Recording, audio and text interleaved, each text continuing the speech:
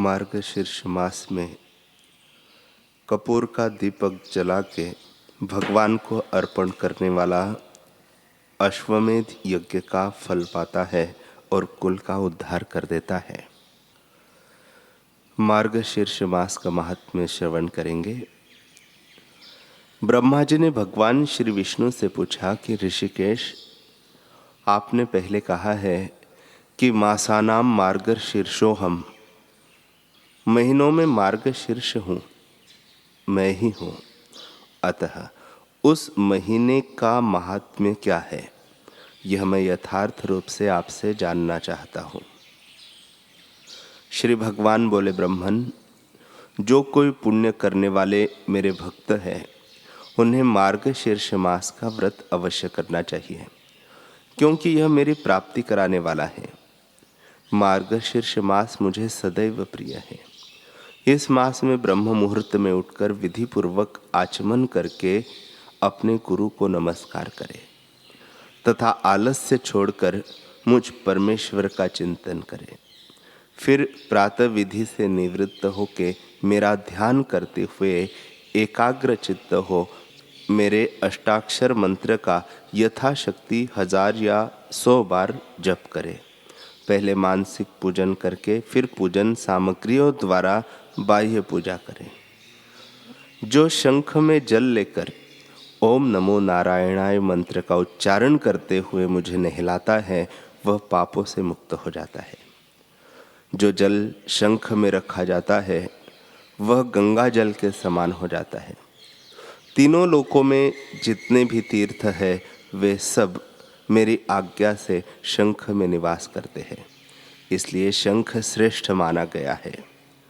जो शंख में फूल, जल और अक्षत रखकर मुझे अर्घ्य देता है, उसे अनंत पुण्य की प्राप्ति होती है। जो वैष्णव मेरे मस्तक पर शंख का जल घुमाकर उसे अपने घर में छिड़कता है, उसके घर में कुछ भी अशुभ नहीं होता। मृदंग, शंख की ध्वनि तथा प्रणव यानी ओम के उच्चारण के साथ किया हुआ मेरा पूजन मनुष्य को सदैव मोक्ष प्रदान करने वाला है। जो तुलसी दल और आलोक को भक्तिपूर्वक मुझे अर्पित करता है, वह मनोवांछित फल को पाता है। मेरी पूजा के लिए वे ही फूल उत्तम माने गए हैं जो सुंदर रंग वाले, सरस और सुगंधित हो। बासी फूल और बासी जल पूजा के लिए वर्जित माने गए हैं, परंतु तुलसी दल और गंगा जल बासी होने पर भी वर्जित नहीं है। जिस प्रकार कृष्ण और शुक्ल दोनों पक्षों की एकादशियां मुझे प्रिय है, उसी प्रकार गौर और कृष्ण दोनों प्रकार की तुलसी भी मुझे प्रिय है। जो मेरी पूजा के लिए तुलसी दल मांगने वालों को वह दे देते हैं तथा अन्य भक्तों को भी तुलसी दल अर्पण करते हैं, वे मेरे अविनाशी धाम में जाते हैं। काले अगूर से बने धूप से मेरे मंदिर को सुवासित करें।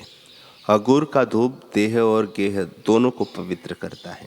राल का बना हुआ धूप राक्षसों का नाश करता है। जो गूगल में भैंस का घी और शक्कर मिलाकर मुझे धूप देता है, मैं उसकी अभिलाषा पूर्ण करता हूँ।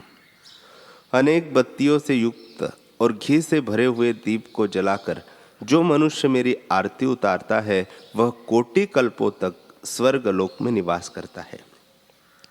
जो मेरे आगे होते हुए आरती के दर्शन करता है, वह अंत में परम गति को पाता है। जो मेरे आगे भक्ति पूर्वक कपूर की आरती करता है, वह मुझ अनंत में प्रवेश कर जाता है। अगर किसी के द्वारा किया गया मेरा पूजन मंत्रहीन और क्रियाहीन है, तो वह भी मेरी आरती कर देने पर सर्वथा पूर्ण हो जाता है। जप, व्रत, होम और पूजन आदि करते समय दूसरों से वार्तालाप न करें। तीर्थ आदि में जप करने से उसका फल सहस्त्र गुना और मेरे समीप बैठकर जप करने से अनंत गुना फल होता है। इस प्रकार मेरी पूजा करके जो मेरी प्रदक्षिणा करता है, वह पग पग पर 7 द्वीपों वाली पृथ्वी का परिक्रमा का पुण्य प्राप्त कर लेता है।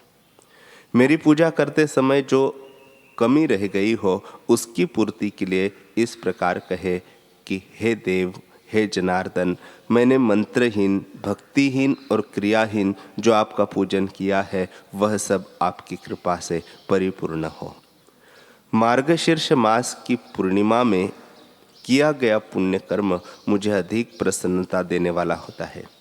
मार्गशीर्ष मास की पूर्णिमा अनंत फल देने वाली है, अतः सब प्रकार के प्रयत्नों से उसका आदर करना चाहिए।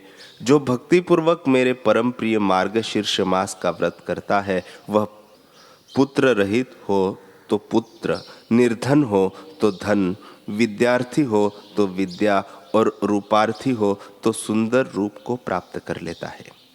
ब्राह्मण ब्रह्मतेज को पाता है, क्षत्रिय विजयी होता है, वैश्य खजाने का मालिक होता है और क्षुद्र पाप से मुक्त हो जाता है। तीनों लोकों में जो दुर्लभ वस्तुएं हैं उन सब को मनुष्य मार्गशीर्ष मास में स्नान एवं व्रत करने से प्राप्त कर लेता है। मुझको वश में करने वाली उत्तम भक्ति सर्वथा दुर्लभ है, वह भी इस मार्गशीर्ष मास का महात्म्य श्रवण करने मात्र से प्राप्त हो जाती है। स्कंद पुराण वैष्णव खंड।